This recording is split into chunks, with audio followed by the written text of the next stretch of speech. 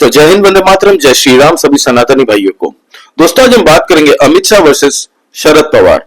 दोस्तों 2019 के चुनाव महाराष्ट्र में जो हुए थे उसमें उद्धव ठाकरे की शिवसेना उस वक्त की और बीजेपी दोनों ने मिलकर बढ़त के साथ सरकार बनाई थी।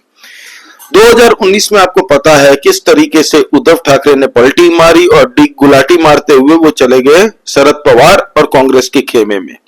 उस वक्त में कहा जाता है शरद पवार ने एक दांव चला था कि हम महाराष्ट्र के अंदर में एनडीए को, बीजेपी को सत्ता से दूर रखने के लिए उद्धव ठाकरे को लालच देके, लॉलीपॉप दिखा के, कुछ मतलब ठीक है अब लालच देके उनको सत्ता में चीफ मिनिस्टर बना दिया 2.5 साल के लिए। लेकिन ये 2.5 साल के बाद में उनको हमेशा के लिए खत्म करने की प्लानिंग कर ली थी शरद पवार और कांग्रेस ने। अब दोस्तों जब उद्धव ठाकरे की सीएम बने उद्धव ठाकरे, तब दोस्तों महाराष्ट्र के अंदर में इतना मिसमैनेजमेंट हो चुका था, जितने भी सेंट्रल गवर्नमेंट के प्लान्स थे सारे कामों के ऊपर में इन्होंने हॉल्ट लगा दिया, कोई काम आगे नहीं बढ़ने दिया दोस्तों। अब उसके बाद में जितने भी इंडस्ट्रियलिस्ट बिजनेसमैन थे दोस्तों, इन सब से हफ्ता वसूली चलती थी। ये खुद जो वहां के पुलिस प्रशासन में रहे, उनके होम मिनिस्टर का नाम लेके उन्होंने कहा था कि 100 करोड़ रुपए का टारगेट हमें मिलता था, रात रात को हम लोग जाते थे।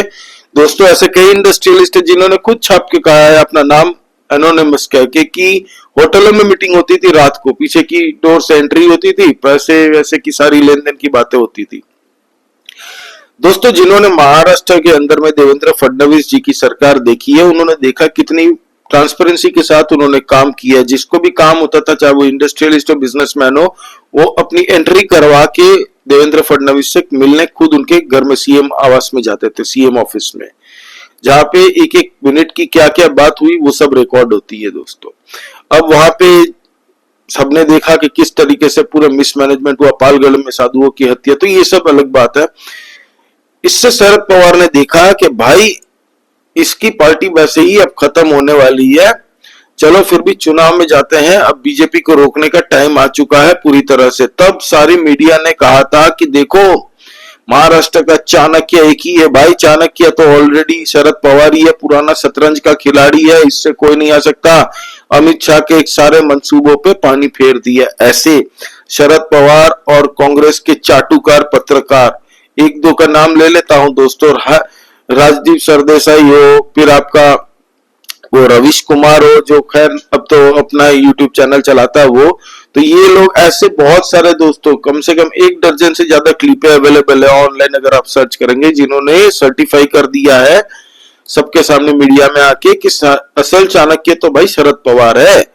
और ये एक छवि उसकी बनी हुई थी कि किंग मेकर महाराष्ट्र में कोई भी सरकार उसके बिना नहीं बन सकती, अगर किसी की बनती है तो वो हिला सकता है, ऐसा बना दिया था कि किंग मेकर तो एक ही है महाराष्ट्र चुनाव में, वो है शरद पवार। शरद पवार की पॉलिटिकल सोच बहुत तगड़ी है, उसके सामने कोई टिक नहीं पाया। तब मजाक भी उड़ाया था अमित शाह जी का कि क्या चाणक्य करते हैं, देखो आपके नाक के नीचे से उद्धव ठाकरे चले गए।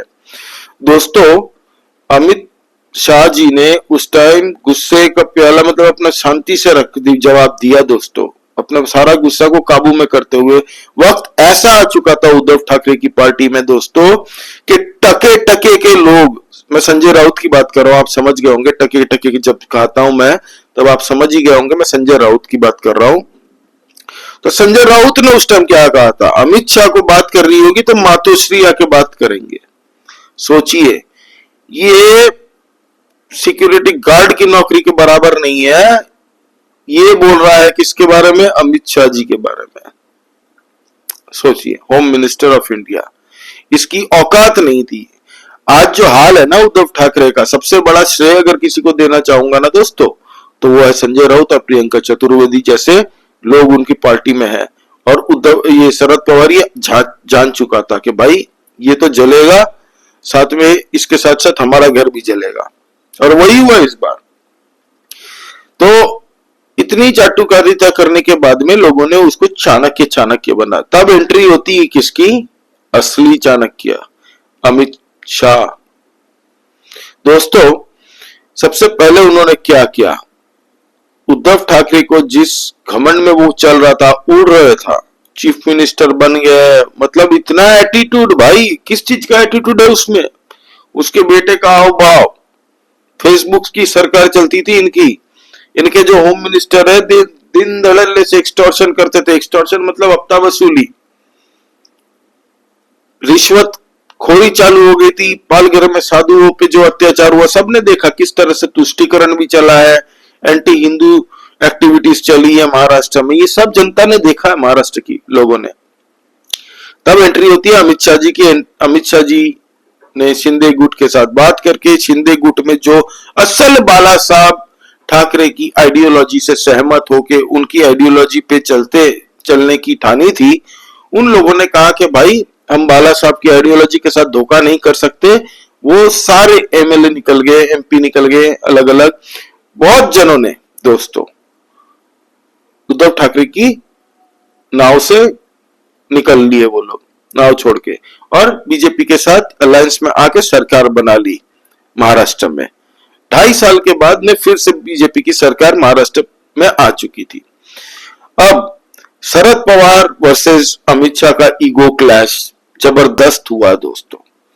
इसमें अब शरद पवार, अब जवाब देने की बारी थी अमित शाह जी की।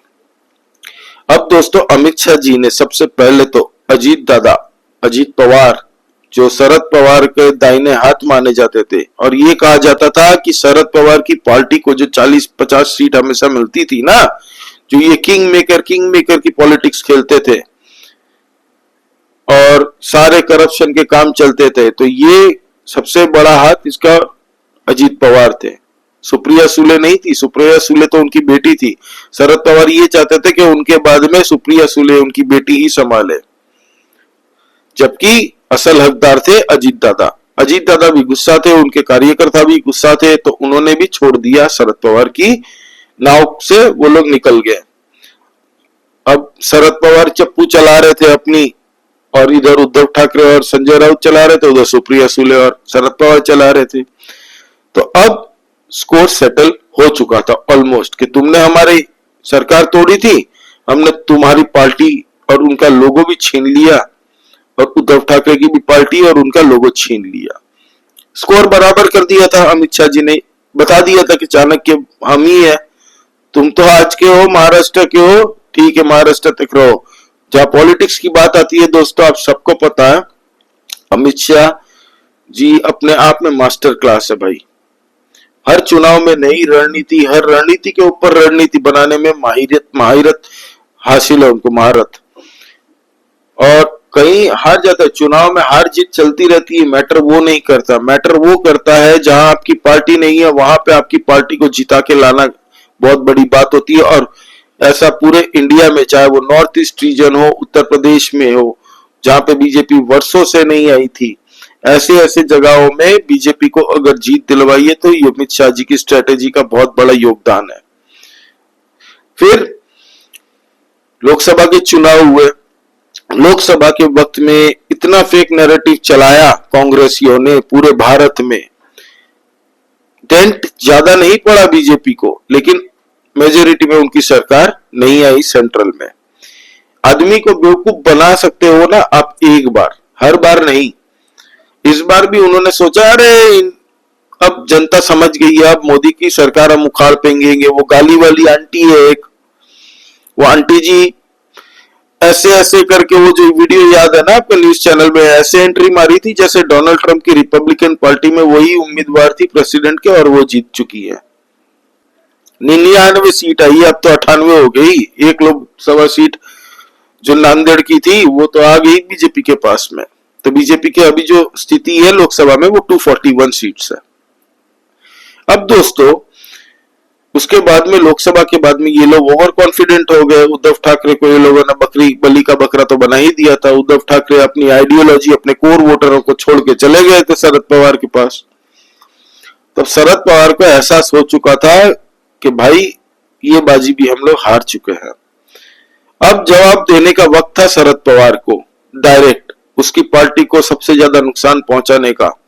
तब अमित शाह जी ने जो स्ट्रेटेजी चारों खाने चीत करने के लिए अपनाई कि कर्नाटका से बड़े बड़े जो लीडर साधु संत थे, लिंगायत समाज के हो, या गुजरात से नेता हो जो गुजराती वोटरों को समझाएंगे। कर्नाटक और महाराष्ट्र की बॉर्डरों में जितने भी मंदिर है वहां पे जा जाके सबको बताया कि देखो वक्फ, यहाँ पे कर्नाटक की कांग्रेस में वक्फ कैसे हमारे गांव और मंदिरों पे आक्रमण कर रहा है।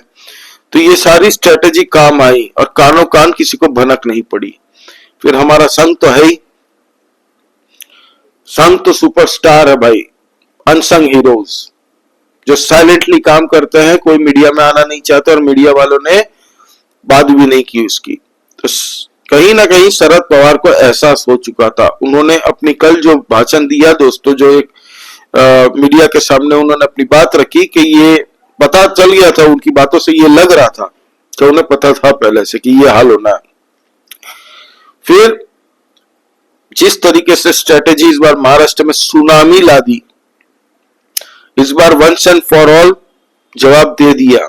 शरद पवार की जो पार्टी एनसीपी जो है ना, पार्टी खत्म कर दी ऑलमोस्ट। 10 सीट पे आ चुकी दोस्तों, 10 सीट खाली जीती है। सोचिए, Sharad Pawar king maker Chanakya of Maharashtra, बता दिया बॉस ऑफ द बॉसेस कौन है, king of the kings. Chanakya असली कौन है और नकली कौन है? उद्धव ठाकरे भाई, ये बंदा आज भी पता नहीं कौन सी, आज भी खुद को अपना चीफ मिनिस्टर ही समझ रहा है महाराष्ट्र की। इसकी बात सुनो, 19 सीटें हैं इसकी, इस बार जीत के आया 19 सीट। इसमें से भी 11-12 लोग जो इनके जीत के आए ना, वो लोग भी एक नाथ शिंदे जी की पार्टी ज्वाइन करना चाहते हैं। एक नाथ शिंदे जी की पार्टी, वो बोल रहे मुझे नहीं रहना है उद्धव ठाकरे के साथ में। ये सिचुएशन, और ये हो जाता है ना, अगर 10-12 जन आ जाते हैं ना यहाँ पे, तब उद्धव ठाकरे खुद ही चप्पू चलाएगा, वो और संजय राउत। तो आप बात सोच रहे होंगे कि झारखंड में फिर क्यों नहीं जीती बीजेपी। खैर दोस्तों, असली फोकस पूरे बीजेपी के जितने भी स्टार प्रचारक हो, बीजेपी ने सबसे ज्यादा अगर फोकस, क्योंकि यहाँ पे दोस्तों ये महाराष्ट्र की पॉलिटिक्स में दोस्तों करोड़ों रुपए खर्च होते हैं। प्लस यहाँ पे इतनी सारी पॉलिटिकल पार्टीज, प्लस मुस्लिम जो इनके all India Muslim personal board हो, इन लोगों ने फतवा जारी किया था। महाराष्ट्र एक बड़ा राज्य है दोस्तों, झारखंड जैसे 5 राज्य यहाँ पे कवर हो जाए, 4 राज्य, ठीक है। अब झारखंड हारे हैं बीजेपी, इसका भी एक बड़ा फैक्टर है क्योंकि वहां पे जो नई पार्टी आई है इस बार 6% वोट खाए उसने बीजेपी के, 5-6%। कहा जाता है कि 16-17 सीटों पे, 18 सीटों पे दोस्तों डायरेक्ट इंपैक्ट हुआ है, न तो बीजेपी आराम से निकाल जाती वो झारखंड। दूसरा, जैसे आप कहते हैं कि लाडकी बहना महाराष्ट्र में बीजेपी को जिताया, तो उसी तरह से हेमंत सोरेन की वहां पे एक स्कीम चलती है 1000 रुपए वाली महिलाओं को। प्लस में एक और फैक्टर ऐड करूंगा झारखंड में कि कल्पना सोरेन ने बहुत काम किया है औरतों के बीच में, महिलाओं के बीच में, आदिवासी महिलाओं हो, उनके साथ में जा जाके छोटी छोटी जनसभा रैली, 100 से ज्यादा कल्पना सोरेन ने रैली अटेंड की है दोस्तों। हेमंत सोरेन ने, वहां कांग्रेस का तो नामो निशान नहीं था उनके स्टार कैंपेनर का। तो एक साथ में महाराष्ट्र के अंदर में दोस्तों, एक साथ तीनों को खत्म कर दिया। तीनों को जो जवाब मिला है ना दोस्तों, ये सदमा से उभरने के लिए इनको कम से कम 5-7 साल लग जाएंगे। उद्धव ठाकरे की तो छोड़ ही दो भाई, उसकी पार्टी का कोई गारंटी नहीं है। अब राइज होना चालू होगा किसका पता है? राज ठाकरे की पार्टी। भाई उस बंदे को भी सच बताऊं तो उसने बहुत सैक्रिफाइस किए हैं भाई। एक सीट मिलती नहीं है फिर भी चुनाव लड़के इन्होंने जो स्ट्रेटेजी इनका था, अब काम आ रहा है। अब राइज होगा राज ठाकरे का, आप देख लीजिएगा। बाला साहब के सिद्धांतों से वो चलेंगे। और बहुत जन महाराष्ट्र में सब जानते हैं दोस्तों कि बाला साहब की छवि अगर किसमें दिखती है ना, खाली उनका बेटा होना आपसे साबित नहीं करता कि आप अपने बाप जैसे हो। उनकी आइडियोलॉजी, उनका तौर तरीका राज ठाकरे में झलकती है। राज ठाकरे जी भी लाग लपेट के बात नहीं करते, स्ट्रेट फॉरवर्ड आदमी है। तो उद्धव ठाकरे की पार्टी जो शरद पवार, बीजेपी और कांग्रेस चाहती थी खत्म करने के लिए, वो खत्म हो चुकी।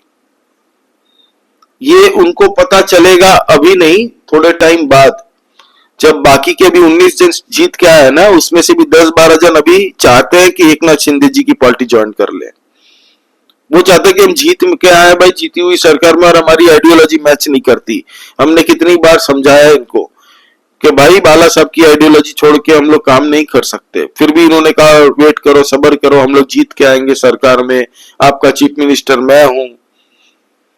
कांग्रेस उद्धव ठाकरे की पार्टी, ये दोनों एक दूसरे में लात घुसे चला रहे हैं। आपके प्रेस कॉन्फ्रेंस बुलाने की कोशिश की थी, कांग्रेस ने बोला भाग यहां से, उद्धव ठाकरे के संजय राउत को।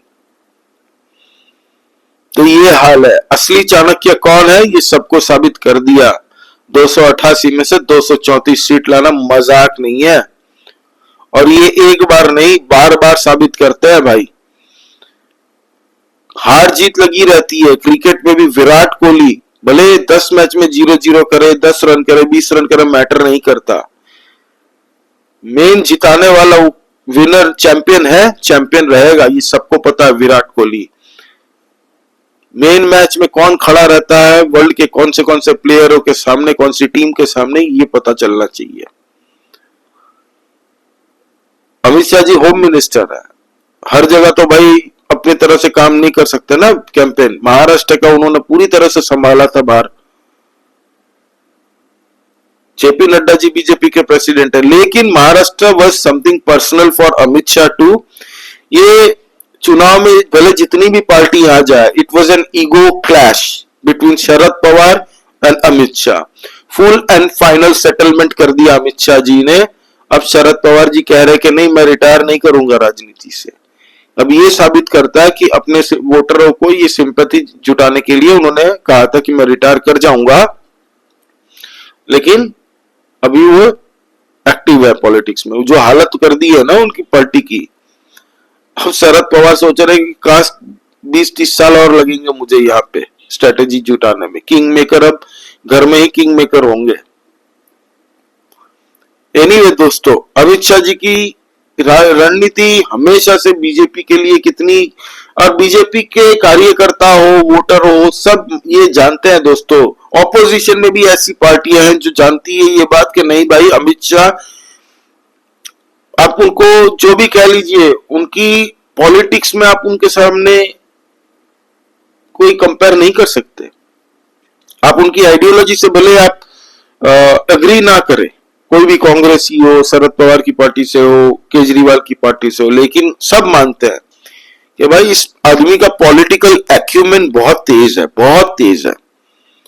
इनको पता है ग्राउंड लेवल में भाई, पोस्टर छापते छापते ये आज जहां है ना वहां पहुंचे हैं। इनका डेडिकेशन आज का नहीं है, वर्षों का है। इनके बाप दादा कोई नहीं तो पॉलिटिक्स में, ये खुद की दम पे बन के आए। शरद पवार तो चलो कांग्रेस पार्टी में क्यों थे, क्या है, सबको पता है कैसे ज्वाइन किया था इन्होंने अपने टाइम में, किसके किसके साथ लिंक बनाए थे, फिर अपनी पार्टी बनाई। लेकिन अमित शाह जी ग्रास रूट से बन के आए। आज तभी वो जानते हैं एक एक कार्यकर्ताओं के मन में क्या चलता है, चैलेंजेस क्या क्या आ सकते हैं। वो ग्राउंड में काम करते हैं। और अपोजिशन पार्टी वाले लोग ना फोन करके अपने न्यूज पत्रकारों को, अपने चट्टों को फोन करके पूछते हैं कि भाई क्या माहौल चल रहा है। वो लोग भी ऑफिस में एसी में बैठ के बता देते हैं कि सब बढ़िया है भाई, आप ही की सरकार बन रही है उस्ताद। जबकि अमित शाह जी ग्राउंड वर्कर से ग्राउंड में जाके वहां के लोगों से पूछते हैं। तो ये अंतर है। एनीवे दोस्तों, अमित शाह जी और शरद पवार जी के बारे में ये वीडियो बनानी बहुत जरूरी थी कि Maharashtra was a battle between two giants, Sharad Pawar and Amit Shah. और अमित शाह जी ने फिर से ये साबित कर दिया कि असली चाणक्य तो वही है। एनीवे दोस्तों, आपका क्या सोचना प्लीज कमेंट करके बताइए, लाइक कीजिए इस वीडियो को। और दोस्तों, जय श्री राम सभी सनातनी भाइयों को। जय हिंद, वंदे मातरम।